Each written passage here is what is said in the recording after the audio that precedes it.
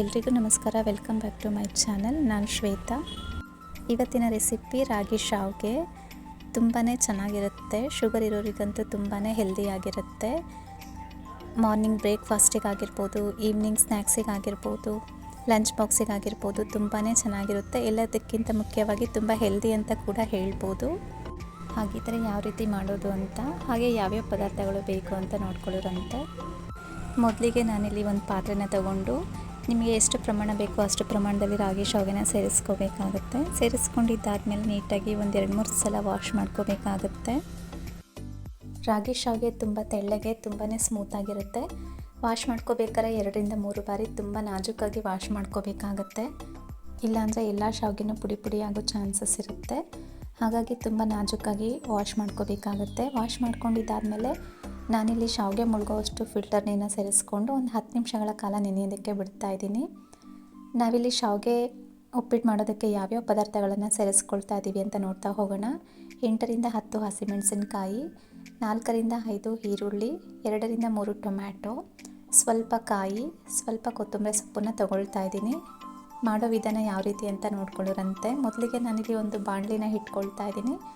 ಬಾಣಲಿ ಬಿಸಿಯಾದ ನಂತರ ಅದಕ್ಕೆ ಸ್ವಲ್ಪ ಎಣ್ಣೆನ ಸೇರಿಸ್ಕೊಳ್ತಾ ಇದ್ದೀನಿ. ಎಣ್ಣೆ ಬಿಸಿಯಾಗೋದಕ್ಕೆ ಒಂದು 5 ನಿಮಿಷ ಬಿಟ್ಬಿಡಿ. ಹಾಗೆ ನಾನಿಲ್ಲಿ ಶಾವ್ಗೆನ ತೊಳೆದಿಟ್ಕೊಂಡಿದ್ನಲ್ಲ, ಅದು ನೆಂದಿದೆ. ಸಪ್ರೇಟ್ ಒಂದು ಪಾತ್ರೆಗೆ ಎಣ್ಣೆನ ಸವರ್ಕೊಂಡು ಶಾವ್ಗೆನ ನಾನು ಹಿಂಡ್ಕೊಂಡು ಶಾವ್ಗೆನ ಬೇರೆ ಪಾತ್ರೆಗೆ ಸೇರಿಸ್ಕೊಳ್ತಾ ಇದ್ದೀನಿ. ತಾವಿಲ್ಲಿ ನೋಡ್ತಾ ಇರ್ಬೋದು ಯಾವ ರೀತಿ ಹಿಂಡ್ಕೊಳ್ಳೋದು ಅಂತ. ಹಿಂಡ್ಕೋಬೇಕು, ತುಂಬ ನಾಜೂಕಾಗಿ ಹಿಂಡ್ಕೋಬೇಕಾಗುತ್ತೆ. ಒತ್ತಿ ಹಿಂಡ್ಕೊಂಡ್ರೆ ಶಾವ್ಗೆ ಎಲ್ಲ ಪುಡಿ ಆಗೋಗುತ್ತೆ. ನಾನು ಯಾವ ರೀತಿ ತೋರಿಸ್ತಾ ಇದ್ದೀನೋ ಅದೇ ರೀತಿ ಹಿಂಡ್ಕೋಬೇಕಾಗುತ್ತೆ. ಎಲ್ಲ ಶಾವ್ಗೆನೂ ಇದೇ ರೀತಿ ಹಿಂಡ್ಕೋಬೇಕಾಗುತ್ತೆ.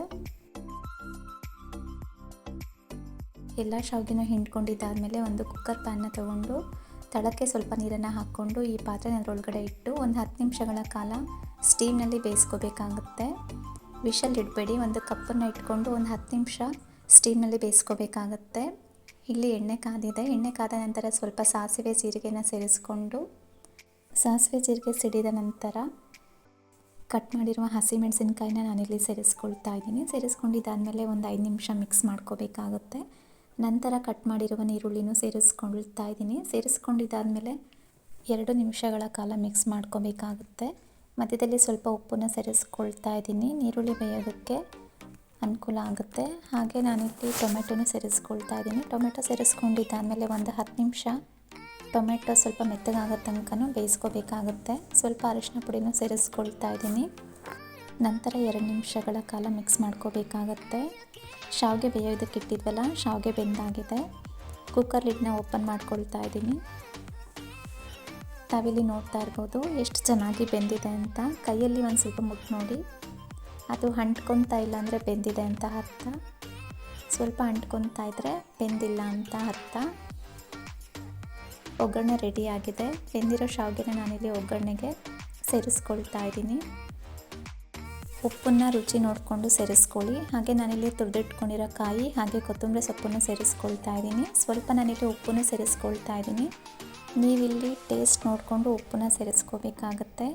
ಕೆಳಗಡೆನೇ ಇಟ್ಕೊಂಡು ಒಂದು 10 ನಿಮಿಷ ನೀಟಾಗಿ ಮಿಕ್ಸ್ ಮಾಡಿಕೊಂಡು ನಂತರ ಸ್ಟವ್ ಮೇಲೆ ಇಟ್ಟು ಪುನಃ 10 ನಿಮಿಷ ಬಿಸಿ ಮಾಡ್ಕೊಳ್ತಾ ಇದ್ದೀನಿ. ಯಾಕಂದರೆ ಕಾಯಿನ ಸೇರಿಸ್ಕೊಂಡಿರ್ತೀನಲ್ವ, ಕೆಟ್ಟೋಗೋ ಚಾನ್ಸಸ್ ಇರುತ್ತೆ. ಹಾಗಾಗಿ ಲಂಚ್ ಬಾಕ್ಸೇ ತೊಗೊಂಡೋಗೋದಾಗಿದ್ದರೆ ಮತ್ತೊಮ್ಮೆ ಸ್ಟವ್ ಮೇಲೆ ಇಟ್ಟು ಒಂದು 10 ನಿಮಿಷ ಬಿಸಿ ಮಾಡ್ಕೋಬೇಕಾಗತ್ತೆ.